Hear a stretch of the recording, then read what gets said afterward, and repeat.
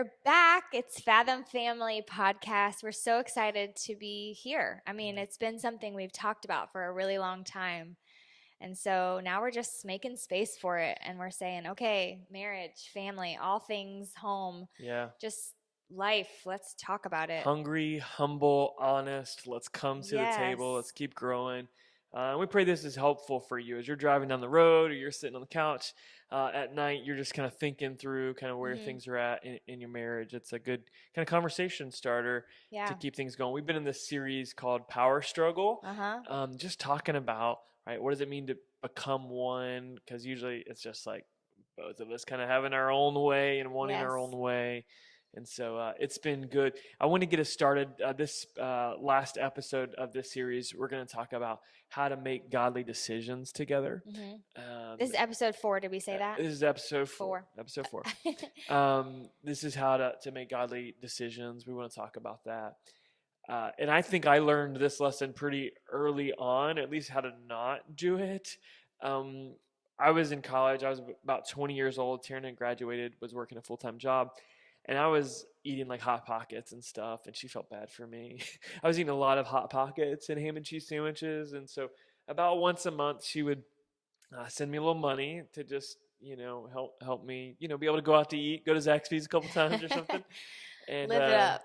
get that university student deal. And so she would send that money, and I'd already asked her dad for his permission to propose to her, and Hmm. and so I kind of made plans, and I kind of went through this way, and I learned about diamonds, and I ended up purchasing a ring, and she had no idea, like no idea at all. We had told each other we loved each other pretty Hmm. quick, but um, it was about the time, and so I just put it on my credit card because I didn't know what to do. I wanted to marry you, but I didn't know how I was going to pay for it, and I Hot just Pockets is not going to cut well, it. it was going to be like years before I would Right. have money like in a job. I was working at like the athletic training building, making like nothing, Right. an hour sitting there a few nights a week, and that was all I had. And so, anyway, my buddy that they were coming out with the new PlayStation 3 and the Hmm. Wii like in the same like day or two. Yeah.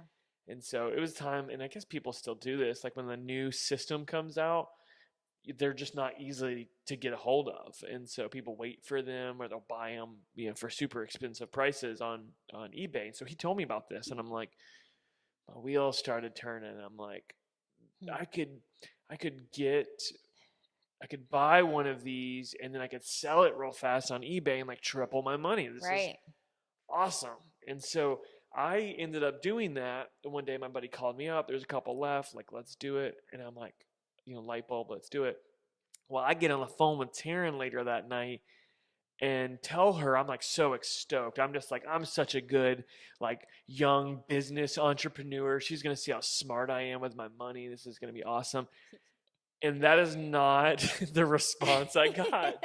What was your response? I was like, you did what? Yeah. You don't even have money to eat. Why are you buying video games? I was not happy. She didn't see the big picture of what I was doing with it. Trying to put a ring on it, girl. Yeah, I had no idea about that part. Maybe I would have had a little grace if I knew that. I don't know, maybe a But little bit. still, I was not okay with this. That kind of story of our life that we lived before we got married really helped me think through how to make a good decision together. Yeah. Right? That just because I thought something was a great idea in the moment, she would not have the same Well, and you're perspective. not the only one. Like, I think marriages that have been 20 years old, there's Hmm. people are still doing this like Yeah. weekly. Yeah. They're not making decisions together. Yeah, for sure. And we always want to just bring it back to a scripture that we can cling to, and we're Hmm. having these conversations. And this time we were thinking about your favorite verse. Yes. So my favorite scripture is Proverbs 3, 5, and 6. And it just says, trust in the Lord with all of your heart and lean not on your own understanding. In all of your ways, acknowledge him, and he's going to make your path straight. Yeah. So good. Yeah, it's such a simple phrase, and so it's really about us individually trusting God and him leading our Hmm. path. But when two become one flesh, as we've been talking about, we got to learn to make those decisions together. together. We got to learn to trust God Mhm. together, pray to God together, hear from him and let him lead us Yeah. through his word, but also through his Holy Spirit, like giving us Uh-huh. nudges one way or another when we're making decisions. Absolutely. Yeah. Yeah. And so I think it starts with just examining our heart, like Mhm. trusting God, but not when we examine our own heart, which the Psalms talk about. It's moving us away from like leaning on our own understanding, right? And Mhm. what testing our own motives. Proverbs 16:2 says, "All the ways of a man are clean in his own sight, but the Lord weighs his Because motives." your motives for buying that PS3 were good, right? Yeah, you didn't know that though. And in just another situation, I could have very well at 20 years old done the same thing with that not intention, right? Right. And needed Yeah. the accountability that would follow that. That's so true. Yeah, Eh, just trusting each other is a big one too. Like you trust God, you check your own self. Like, Yeah, okay, are my motives good here? Are they pure? And then when a decision is brought to the table, trust them. Like trust the other person too. that's such a huge point, and it's something that's built over time, and that may be easy to say, but for those of you who your spouse has given you a reason or a lot of reasons to not trust them in recent or past years, it's a Very major hard. thing. And as they always say, it's like hard to earn and it's quick to lose, or Yeah. it takes a long time to build that trust back. And if you're the one who's lost that trust, you've got to commit to doing the hard work to show yourself trustworthy, Right. right? And be willing to live with the consequences that you've made for yourself, right? True. Yeah. And when we've made mistakes, I have to earn that trust back, and it just is what it is. It's how we're created as humans. But I think it's also important because we need each other. God's looking to our heart, but there's no one closer in my life that can see my blind spots than you. Yeah. And I think that's so powerful and also so like, ugh, for me because I'm a super sensitive person just in the flesh. And so whenever you call out a blind spot, that's why trusting your heart is so important for me because I just, I get crushed or I think you're just attacking me or calling me out and I'm really not seeing the protection and or I'm not trusting your heart in it too. So I think just it goes both ways. Yeah. Yeah, for sure. There's been so many times in which I'll do something or say something, and you'll say something to me. I think of a number of situations, but where you'll say something to me, and then immediately I'll just be so convicted by the Holy Spirit. Like it comes through you because you're speaking something that's true and real in my heart. And regardless of whether you have a believing spouse or an unbelieving spouse, or if both of you are pursuing Mhm. God and trying to live for Him, we need one another and trust. And even if you have an unbelieving spouse, don't be surprised if God uses your unbelieving spouse to reveal blind spots in your life, because Because you you are have one. them Yeah, and you have them. I yeah, think a lot of times we just, oh, well, I've got this figured out or I'm a pro at this, topic. yeah, And the blind spots are there and we yeah, need somebody that we can trust to yeah. call them out For in love. sure. And then I think it moves to, okay, we're building that trust. We're examining our own heart, letting God examine our heart.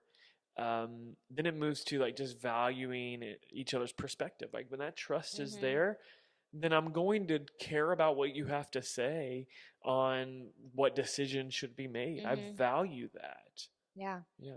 that's so I true. don't know if you remember that big circle illustration. Yes, Yeah. we went to that marriage talk. I think it was John Bevere, Yeah, Lisa yeah. Bevere. John and Lisa Yeah. Bevere used this illustration. We always found it really helpful. Just imagine a big circle, and we'll add this in postscript, right? That'd be so cool if like LED lights or something, like fire is going Just here. picture a circle. Okay, just picture a I don't think circle, there will be fire. and there's a line right in the middle of the circle. And then on one side, let's say my side has all these X's, and on her side, there's all these O's. I kept doing X's. O's. O's. So there's O's on her side.